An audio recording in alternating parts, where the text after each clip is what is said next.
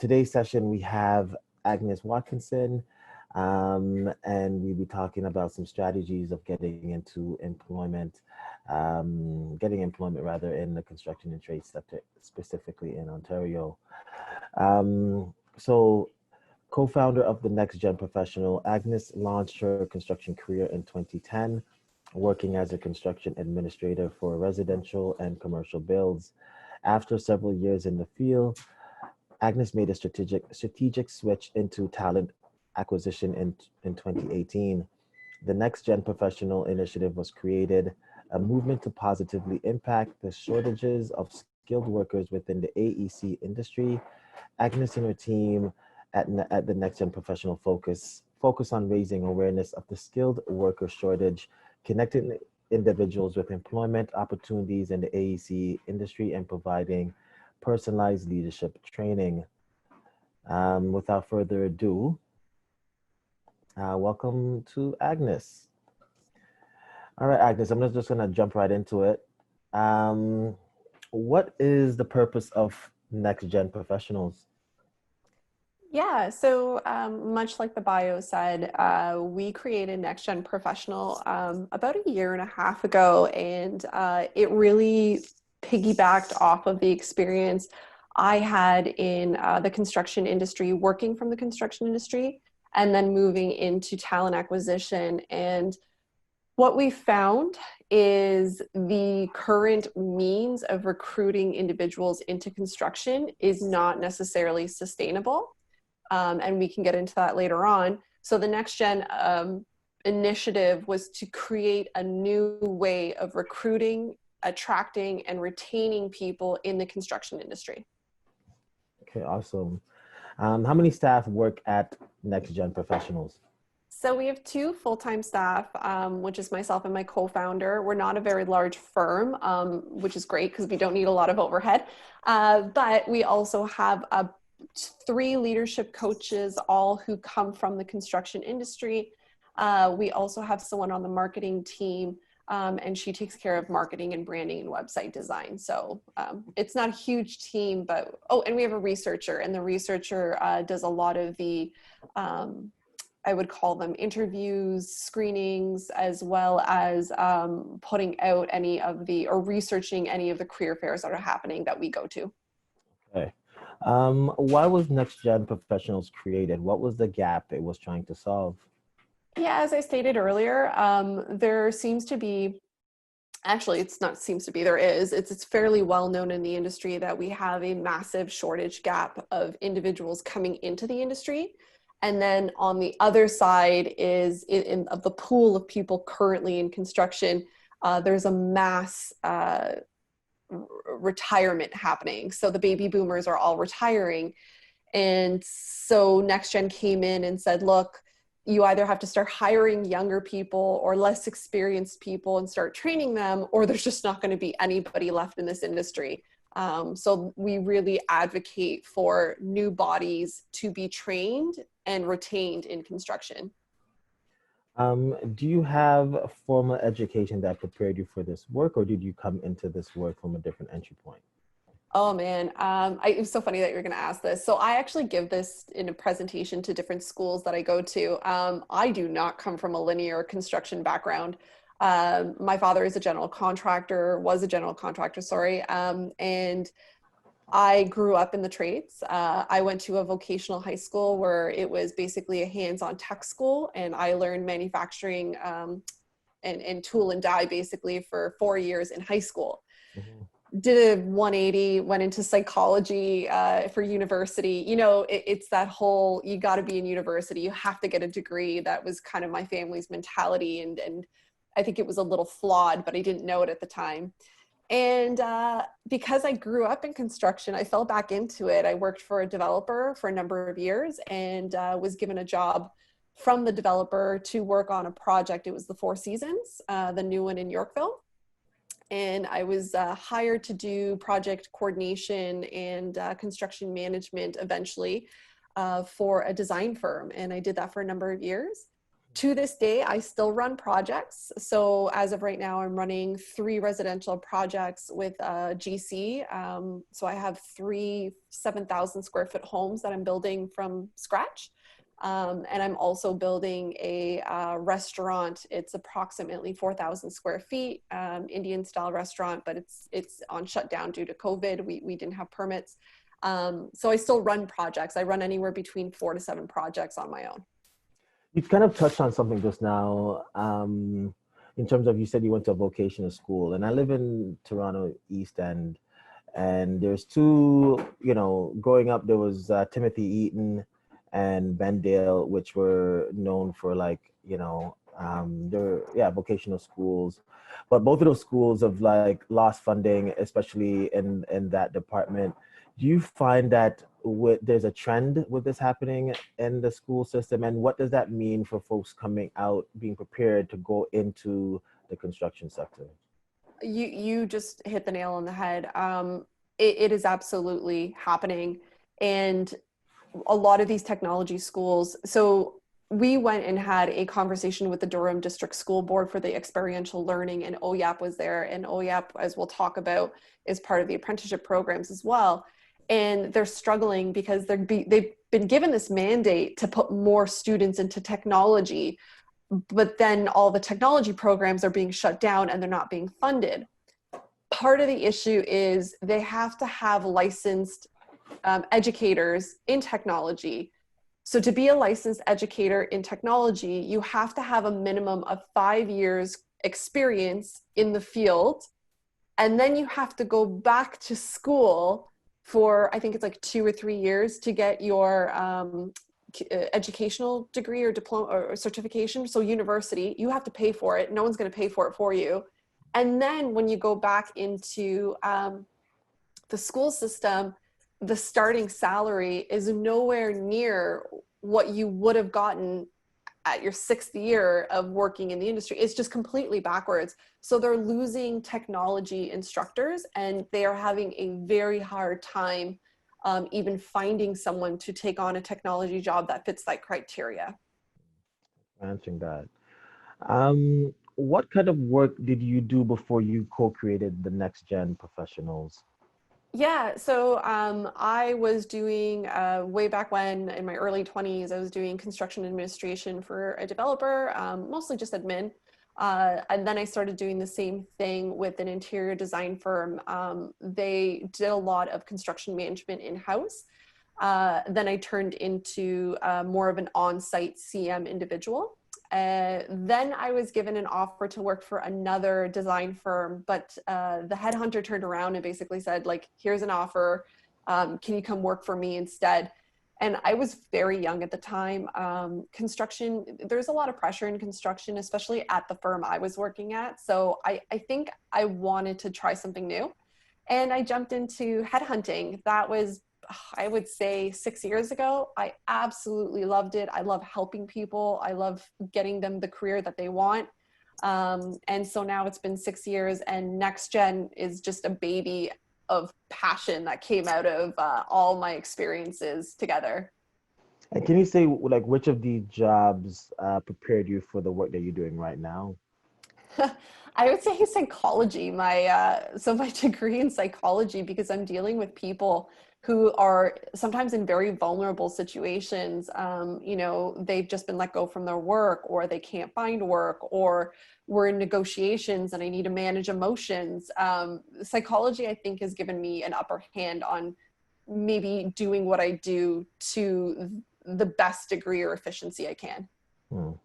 Um, what have you noticed are the biggest barriers for someone to get into the trades? I think it depends on what level you're coming from. So if we're going to be talking about juniors and maybe people coming from high school, a large barrier, I think, are parents. They don't necessarily see construction as a profitable, lucrative career. I do think parents, I think actually BuildForce, so BuildForce is a not-for-profit Canadian organization that does a lot of research around the construction industry in Canada. They have an actual document that younger individuals, so, you know, your 15 through to 20 something year olds who want to advocate for a career in construction, they have a document that they can take to their parents. And it's a step-by-step, okay, what does this career look like? How much money are you going to be making? And it basically gives them the knowledge and the confidence to interact with their parents and say, look, construction is a good career. I just think it's sad that we need a document to send out to tell people how great of a career it could be. If you're looking at individuals who are coming from overseas, I do deal with a lot of individuals who are immigrants to Canada or newcomers to Canada. One of the biggest issues we see are visas. A lot of employers are not quite ready to sponsor a visa unless they're coming specifically, or the employer has specifically hooked up for a sponsorship type program and they're committed fully. A lot of them just aren't interested in sponsoring. So if you can find ways around getting a sponsorship, that does help. The other thing, aside from, you know, your typicals like communication barriers, is everyone's looking for Canadian experience. And as much as your experience overseas does matter, I don't know how to say it. And I always err on the side of being completely transparent. They want Canadian experience. And for you to get Canadian experience, even if it means taking a lesser job than what you had overseas, is a foot in the door, because if you can showcase that your skills are transferable, then you can sort of do the promotional ladder a lot faster. But I have not seen a lot of employers hire laterally from overseas. They usually ask you to cover the distance over time. So it's just managing people's expectations. Okay. What are some strategies, you know, your top 2 strategies you give someone who wants to get into the trades? So some strategies, I mean, we can talk about union and non-union later on. It really depends on what field you're coming from. And I don't mean to be so vague. It's just, I don't think people realize how open construction is. You can come in through a trades program. You can come in through a unionized program. You can come into construction through administration and grow your career that way. You can come into construction straight from post-secondary, like a project management program. You can come in from the architectural side, so you can be on the design side and come into construction that way. There's just so many windows. So to sit there and say what type of strategy, I think you really have to figure out what your end goal is. So if you know you want to be a supervisor, you're really good with people, but you're also good with your hands. I just want to be on site and be a supervisor. That opens up 2 windows. You can start as a union trade, and you can work your way through unions and get to supervisor, and we can talk about what that looks like. Or you go through a non-unionized trade, which there are a few out there, and you can go through that route, and then you can go into supervisory based roles from there. So it depends. I'm sorry, it's so big. No, it's okay. I mean, one of the questions that kind of jumped at me just now was, if I can speak multiple language, whether it's, you know, Spanish or some folks look at ESL as sort of a weakness, but really, if I know multiple language, how much of a benefit is that, you know, for someone who's want to go into trades or even think about being a manager? Yeah, I don't think I've ever looked at it from that perspective of different languages. I mean, Canada is just so diverse. Maybe in the US, where there is quite a majority of individuals in a binary language, like there's English and then Spanish. I mean, unless you're working in Quebec, you know, we don't really use French as a secondary language. If you know other languages, it just depends on that particular organization and if they're pulling from a particular migrant pool, which I haven't seen. So I don't know if it helps. I don't see why it wouldn't. I just don't know if it helps. Okay, that's fair. What is the difference between a compulsory trade and a voluntary trade? Okay, I wrote this down because I always forget. I do know, but I always forget. So there are 23 compulsory trades. I did know that. Compulsory trades are trades that you need to register for and you will get a certificate once you complete that tells them you're an apprentice or a journeyman when you go through the program further. So they are the registered trades. There is voluntary trades. Voluntary trades are where certifications and college memberships are not required, and there is 133 voluntary trades. So altogether, I think people always think, you and I had this conversation yesterday, they're like, oh, I'm going to be an electrician, I'm going to be a carpenter, a plumber. Can I just take a screen share here, because I did do some research. Yeah, I'm gonna stop sharing and you can go ahead. Yeah, so I just want people to see this, because don't, my Instagram account's up. Hold on 2 seconds. Why would I do that? So I wanted to share with people what that looks like. And here you go. So can everyone see my screen? That's good. So these are the compulsory trades. And this is I'm going to send all this information over to you if you wanted to post it to the people who registered. Awesome. So these are the trades, compulsory, again, meaning you need to be registered and you will be an apprentice or you will be a journeyman candidate. And you then have a standing within a college, which is the College of Trades. So as you can see, there's a number of them, and not all of them are in construction. I actually found the site on the OCOT, so the Ontario College of Trades, where, again, just as I said, compulsory and voluntary, and you can categorize if you're looking for construction. These are the trades. They're not saying if they're compulsory or voluntary. If it's industrial, this is the industrial trades. And then if it's motive power or services. So as you can see, there's a lot, which is why when we say there's 100 to 150 of these trades, not all of them are in construction. These are the ones specifically compulsory. And then the voluntary trades, these are the voluntary where you do not have to be certified. So there's no obligation to get a certification, and you do not need a standing with any sort of college or trades. So iron workers, construction millwright. By the way, if you want to be a millwright, tons of people are looking for millwrights. Boiler makers is a huge job. I can speak to a lot of these because I know when my clients are looking for people, there is a certain amount of individuals where they sit there and say the talent pool isn't big enough, and then they just pull from each other, but it means that their work isn't getting done. It's very competitive. Can you pause for a moment on this? When you say, you know, your clients are looking for like a boiler maker or millwright, can you say like for compulsory or like what jobs on this list are in demand, basically, that your clients are saying, hey, we need people. We need people in this department. Yeah. All right, just from this list, I can kind of go over. And both lists, I mean, compulsory and voluntary. Yeah, and please keep in mind, I'm only going to be picking on the construction-based ones. I don't know about any other industry. Okay, so electricians, yes, they're always in demand. There are, again, you can go through a pre-apprenticeship program or you can go through a union program. These guys are fairly unionized, the electricians. So that's something that you can research and find out a little bit more about. Hoisting crane operators. Crane operators. I think there was something, I don't remember the numbers. I was having a conversation with Ian Cunningham, who's the president for COCA, so Construction Ontario Association. They lobby for construction rights on behalf of Queen's Park. And he's like, did you know there's like 125 cranes up in Toronto and in the GTA? And I'm like, oh my God, that's amazing. Like, that's so much. He goes, yeah, but we only have like 80 operators.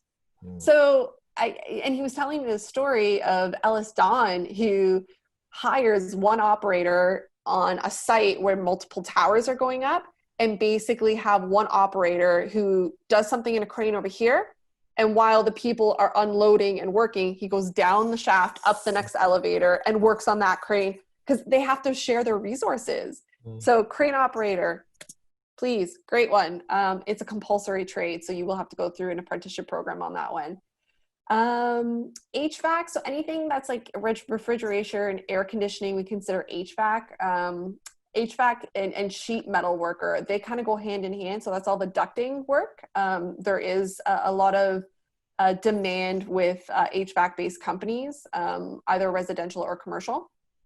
Steam fitters, I don't know too much about steam fitters. I've just kind of heard you need people. And then if we can go over to the next one, I kind of feel like I'm like, millwrights. So an industrial millwright or a construction millwright basically are people who can work on hydraulics, pneumatic controls. They're people who can work with brake presses, different sorts of, like if you think about a manufacturing facility and the conveyor systems and the, I would say the machinery. The millwright is the person who fixes the machinery and can even create machinery as per the demands and the schematics from the engineers. So there are people who are really good at reading blueprints. There are people who are really good at pressure, because a lot of these manufacturing facilities will, if a machine breaks down, you literally have a couple of hours to fix a machine. And you can either be contracted out to a specific organization, like the Ford plant has their own millwrights. Or you can work for an organization that you travel to different warehouses and different industrial areas and fix their machinery. This also goes for heavy machinery. So earthworks, bulldozers, drill presses that are out in the field, well, not drill presses, the big drill machines. I don't know what they're called. Millwrights would fix those as well. Iron workers, I'm sure welders, that would be sort of my idea of iron worker welder. We have heard of people needing tickets for welding and employers looking for those tickets. Cement mason, concrete workers, concrete finishers. I'm always hearing about people looking for concrete finishers. Glazing, so glazier and metal mechanic. I'm wondering if I'm thinking the same thing. I might not be, but glazing in my mind, I always think about curtain wall and window wall.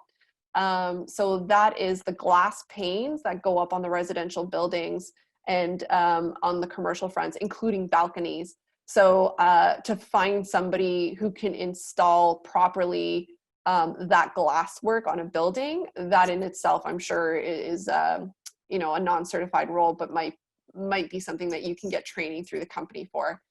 So as you can see, there's a lot of demand. I don't even know if I hit on all of it, but those are the ones that stand out in my mind.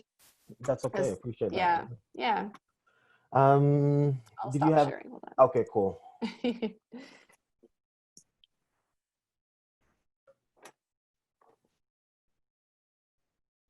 So are you see my screen?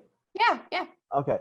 What are the 4 windows into trades and construction, the trades and construction industry in Ontario? Yeah, so yesterday, and I can show you guys, I know you might not see it here. So this is actually the trade program. This is what it looks like. There's all the steps. These are the starting points, your 4 windows. I don't know if you can see them. You can't, but I will tell you what they are. So you can start with OYAP. So if you are in high school or finishing your general education, OYAP is a school to work program. It's training students while in high school, and you get a free post-secondary credit. So that is for more of the younger individuals. You still go through the apprenticeship program, but at this point you'd be doing it in high school almost as a credit towards your high school degree or your high school diploma, as well as a post-secondary. So if you happen to go to a post-secondary for a construction program, that would be accredited. You have the pre-apprenticeship training. It's a free training program. I actually have those websites up. So we could, if you want to, we can go through. Yeah. I just wanted to give people an idea of what websites to go to, because I know it's not necessarily the easiest. So I'm going to screen share. Oh, okay. Okay, let me stop sharing. Yeah, sorry. No, that's okay. Taking over, Brandon. So this is the pre-apprenticeship training program. So this is actually on the Ontario website. So it is free, as it says here. You can get this training through different organizations and colleges and agencies. The training's 52 weeks and starts at different times throughout the year. So this is one avenue that you can go through.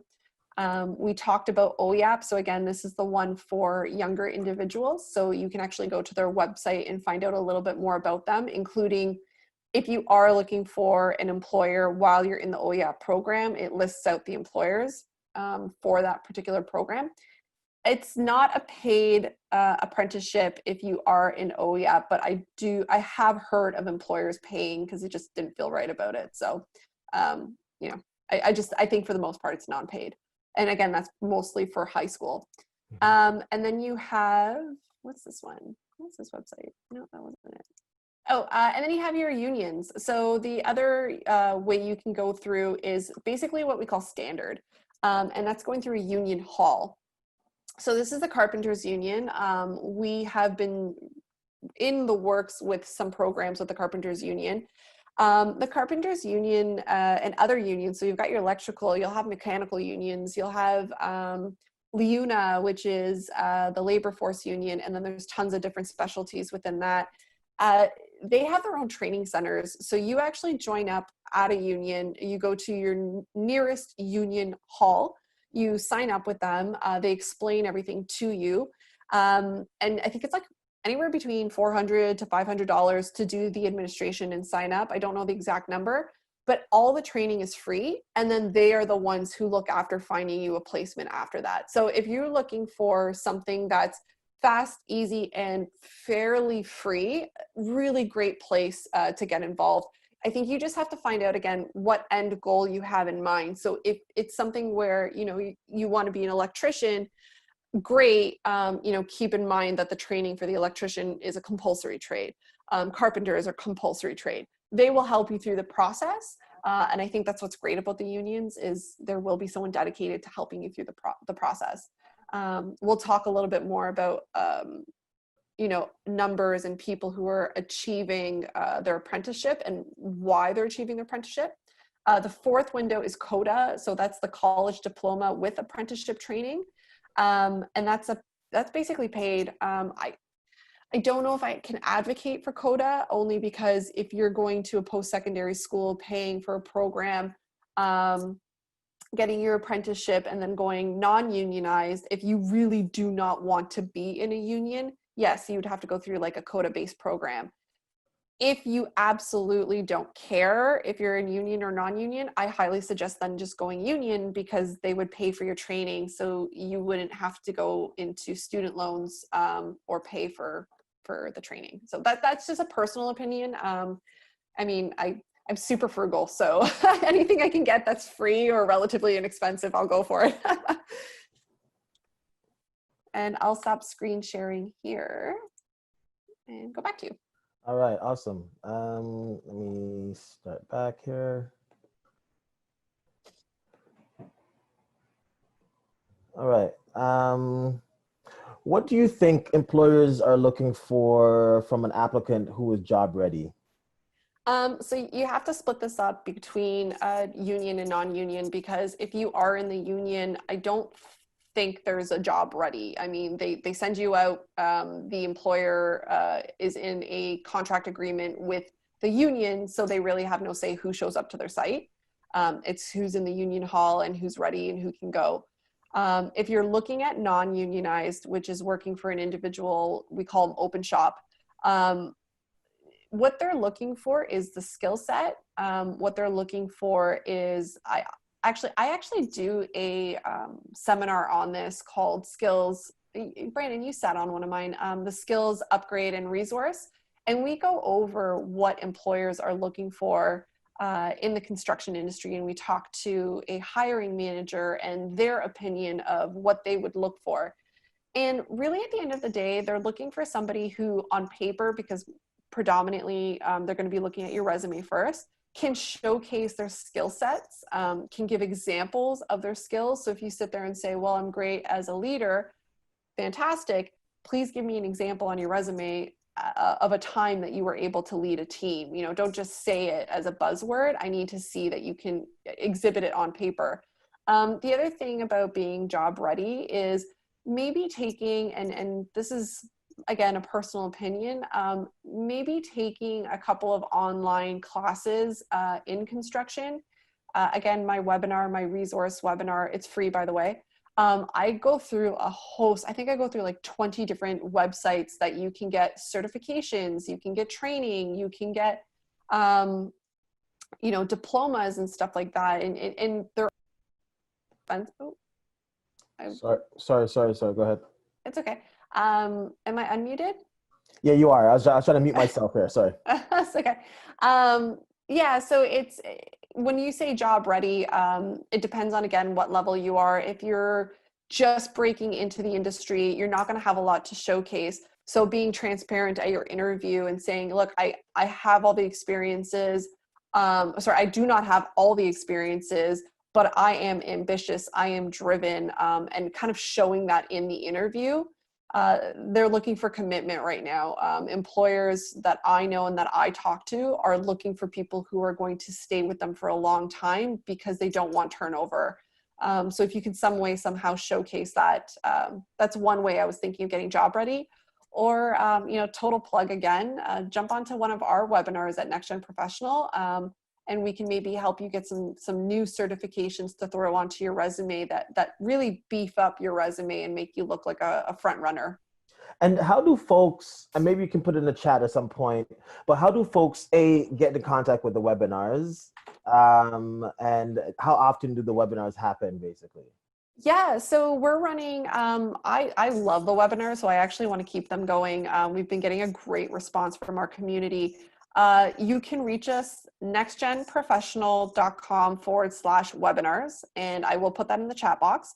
You basically go and sign up for either a Friday class, which is the Leadership Basics class. It's an hour-and-a-half Zoom. It's fairly interactive, and that's done with one of our leadership coaches. His name's Mike. Or you can do the skills upgrading and resources class, and that's every Thursday at 4:00. And we have a guest come on, and that is a hiring manager, and they specifically talk about their opinions on everything from resumes, LinkedIn profiles. We talk about career development and what's good, what's bad about it. We're very in depth. Okay, thank you.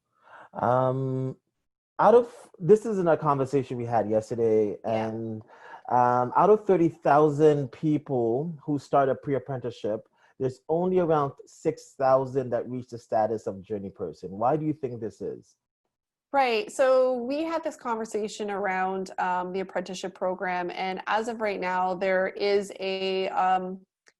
I would say, a reckoning happening to the apprenticeship program. And really what that is a simplification process. I hope it's going to be rolled out sooner than later. There is a huge dropout rate. You and I went over a couple of numbers, and I still have that information here. Of that 30,000 people who are coming through either a compulsory or a voluntary trade, I would say, I think the number's close to 25-30% drop off within the first few stages of the apprenticeship program. A lot of it has to do with, I think, again, an opinion, people aren't being vetted for the program. So we are not getting the right people with the right mindset, even through the front door. It's the equivalent of being a vegetarian and walking into a steakhouse, right? Like, why would you do that? So they're having these people join the program. They're putting a lot of money and effort into registering these people, getting them into seats, because seats are limited when you're going through community programs and whatnot. And then they just realize, look, I don't actually want to be in construction. I didn't know what to do. Someone told me about it, and here I am. It's not the right way of recruiting people. And at the end of the day, the 6,000 who make it out are the individuals who are like, that's what they want to do. That is very much their program. But it's such a drain on the overall process when you're losing 30%. And by the time people come out the other end, I think the success rate or the registration and completion rate is like 25%. Yeah. It's not the best. Yeah. It's a good program, and people who go through it do very well for themselves. I think it just has to do with maybe we're just not getting the right people through the front door in the first place. Yeah.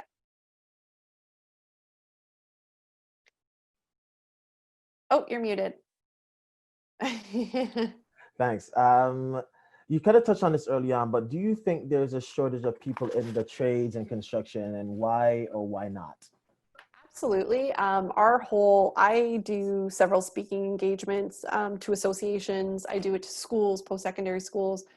The industry knows, hands down, the industry knows that we're in trouble. The best way I can describe it is like, picture all these buildings coming on the pipeline, and there's, like, we've got residential, we've got commercial, we've got infrastructure growing, growing, growing. And, you've got this line of buildings in the pipeline that are happening across Canada. And as of right now, we only have this many people taking care of all these projects, this many. Well, with the retirees that I was telling you about, which LiUNA let their numbers go, and LiUNA is losing 400 people to retirement a month, but they cannot replace the people one-to-one. So I can't replace, a 25 to 30 years experience concrete finisher with someone who just came out of the union hall. It's just not comparable. So I'm going to need 2 or 3 to replace one. So for every 400 leaving, I'm going to need about 1,200 people to replace them. The problem is we don't have enough, I would say, marketing, I would say awareness, I would say knowledge out there to have 1,200 people a month just for LiUNA, just for their union halls. That doesn't include all the other programs, that doesn't include all the other unions. And a huge reason behind this pool as it is shrinking and this amount of projects is the Canadian government. I think they have a mandate to grow us from 30 million. We're currently at 30 million population. They're trying to grow us to 100 in 60 years. We're trying to, more than double our population. And they're not even looking at that pool of candidates who is shrinking. And we're not putting any energy into growing the base, the diversity, the marketing. So it's very, what I call compounding issues. We have a lot of compounding issues, and stigma is huge. Still, the stigma around construction is dirty. It's not like it used to be. Unsafe. Definitely not the case anymore. There's still a lot of stigma around what construction brings up in somebody's mind. I mean, talking about the stigma, how much education, in your opinion, is needed if we're talking to grow up this population? Yeah. Like, I don't think construction will have to change in terms of who construction workers look like compared to 50 years ago, right? Absolutely. Yeah. So what does that mean in terms of education that has to happen to, you mentioned, but like to engage with parents, to get, maybe more women, but also for folks who are LGBTQ, who want to get into the trades. But what kind of education do you think has to happen to get into some of these communities that are not traditionally being represented in the construction sector? Yeah, so I'm a woman in construction, and it's so funny because I always sit there and I'm like, I don't think it matters if you're Black, white. I don't think it matters if you're he, she. It's a job, and it's a job that's lucrative. It's, why are we not tapping into these diverse areas? And one of them, you just said women in construction. Women represent 60% of the global population. There's more women than there are men. And you're telling me we're struggling with a shortage in construction, but you haven't even articulated to women that this is a field they can go into. Like, I always think of the case of, like, let's say there's a single mom out there and, I need a job. I want a steady job. I don't want to be laid off. Let's say she's been laid off. And these are just examples that go through my mind. You go into a union hall where we know there's steady work, where we know there's a good pay. I actually have the stats on union versus non-union. And so most of the power is with the employee in a unionized environment. You have an average of $200 more a week than your non-union counterparts. There's more medical benefits that are then spread out to your spouses and kin. So I think it's about 90% better in terms of an overall package. You have stronger job security because even if your project is finished and completed, it is up to the union hall to continue getting you onto a job and work. So you actually have someone basically job hunting for you consistently, and they're the ones who run out and make those contracts with employers. The only two things that I would say are the downfall of the union is you as an individual could lose your autonomy. So if you don't necessarily agree with some of the practices in the union hall, tough luck. It's more of a overall consensus. And then there's benefits to being non-unionized, but for somebody who's looking for job security and financial stability, to me, I would think of that as a perfect example. So if you're looking at different communities and going out to a diverse network, we should be hitting kids when they're young, going into elementary schools and saying to them, girls, here's some tools to play with. Don't be shy. Don't be scared. Boys, here's some tools to play with. Play with the girls and the tools, right? Giving them demonstrations. I think we should be bringing technology to high schools. There is a lot of new technology in construction, and it is so cool. I mean, I've played with it, and it's just unbelievably interesting. How teenagers really like their toys. They really like technology. Instead of playing on your phone and playing a video game, how about I give you a video game and you're going to be working a bulldozer from, halfway around the world? How cool would that be? Getting kids engaged is really important.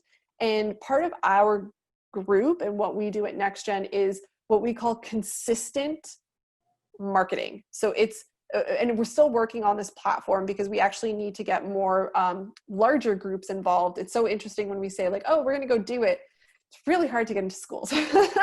So we're making those relationships, but getting to kids as young as elementary school, consistently teaching them about construction and what it actually is and what it actually involves all the way through to high school. So they've seen it multiple times. Telling guidance counselors, yes, you need to tell them, not just, it's this stigma that, if you don't really have the smarts, if you're not really motivated, go to construction. Mm-hmm. Well, that's not the people that construction wants. They want the smart people, because you go and you work on, let's say you're working as a carpenter and you're doing concrete forming, and you've actually got a good head on your shoulders for numbers. You can get into concrete estimating. That's big jobs. You can get into concrete form work sales if you're a personality, like you have an outgoing personality. You can make really good money. I actually just put an individual into, and I'm using this example because I just put an individual who came from carpentry, concrete foreman, had a really good personality, technical knowledge of the product, went to go work for a forming company, which was my client. We just put him in there. He only had about 8 years experience on form work. We put him in there. I think he was making a $75,000 base. He made 5% commission on anything he sold. We're talking about multi-million-dollar projects, 5% commission. Come on, right? Like he's probably way over 6 figures at this point, and that's 10 years into his career. And he's in sales. He drives around. He gets a car allowance, and gets the corporate card. He's very happy. But that's a job in construction, right? You kind of touched on it a little bit, the difference between non-unionized and unions, but let's going to jump into it. So with TCBN, we focus on getting our participants, whether it's Quick Start or a NextGen mentorship program, into unionized companies.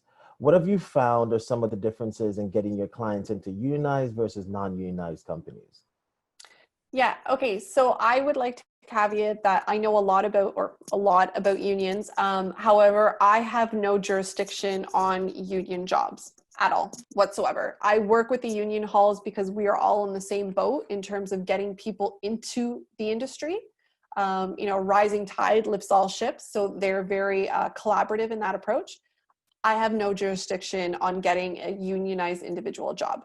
They have to go through the union process, which is maybe a con, I don't know. So I would work with non-unionized individuals who come from a pre-app program, who come from a college program, decided not to go into union. They didn't want to pay the dues or the fees or whatever. And then I find them placements around Canada. So I don't know if that would be a good, I don't know. Okay. Do you think apprentices having LinkedIn profile is worth it for their career? Why or why not? I think absolutely. I don't think regardless of your job, you should always have a LinkedIn profile. You just don't know who's going to come across. I think you should be active on your LinkedIn. Part of my course, the webinars that we do, is a LinkedIn optimization, including an SEO, which is search engine optimization. So we build your profile accordingly. So if somebody was looking for, let's say, a millwright apprentice in Ontario, maybe finish their degree in 2012, they can put all that into the parameters of LinkedIn and your profile would pop up immediately. So you would probably be the forerunner for a job if compared to if they had to go search for your resume. A lot of these employers, they don't have the time to search for you. So make it as easy as possible for them to find you. I advocate for LinkedIn 100%. And that includes on Google. If you have a really good LinkedIn profile and you followed all the, there's like 3 or 4 points that you need to have on your LinkedIn. If someone were to Google, I need a millwright in Ontario, not LinkedIn, Google, all that information, you would actually show up on a Google search, not just on a LinkedIn search. So that's really powerful and that's really profound. That's awesome. Is it helpful to have a resume for the construction sector? Yes, always have a resume.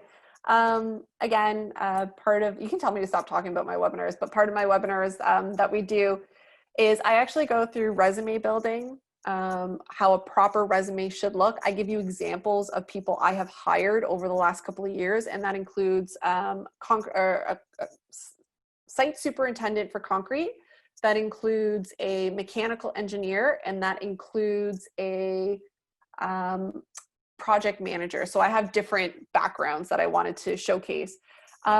We show you how to build these resumes off of the examples and why we're using them as examples, what was good and what was bad about them. Resumes are very helpful. And when you get a little more experience under your belt, if you're in a non-unionized environment, again, even if you are unionized, I think it doesn't matter, project lists. That is so powerful to attach to your resume, because if you do a proper project list, which we go over, it will not only show, your resume and how great you are. They click on that secondary document and all of a sudden they've got, the project that you worked on, the scope you worked on, how much money that project was worth, your responsibility. And now you look organized. You look like you've just killed it in your career. And it could only be 5 projects, but you still went out of your way to showcase them exactly what you've done on that project. So when you apply for the next job, they have a very good confidence that you're going to be moving forward. For someone who does that, right? So for the folks, let's say the folks on this call did exactly what you said, did a LinkedIn and did a resume with all that stuff. How much would they set themselves aside from the competition, in your opinion?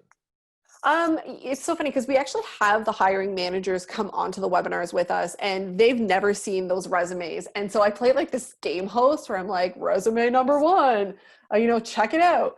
And I give them maybe 30 seconds per resume as we're going through it. And the reason I do that is if somebody puts out a project coordinator job on LinkedIn or on Indeed, these different areas, they can get upwards of 300 resumes. You need to set yourself aside. And we go through these resumes because I want to see what they rate them. So I've given them a rating, this, example resume, like an 8 out of 10 or something. And it's so funny because in 30 seconds, that hiring manager who's been hiring for years will be like, yeah, okay, I can tell what they're doing. Da, da, da, da, da. Yeah, I'm giving this a, 7.5 or an 8 or a 9 out of 10. And I'm like, that's definitely my ballpark, right? You set yourself aside when you are clear, you are concise, and you've given them clear-cut examples. I always say that, whether that means you've given them a project that you've worked on, whether you've given them an example of, your skill set. We go over that. I really try to get people away from buzzwords or filler words.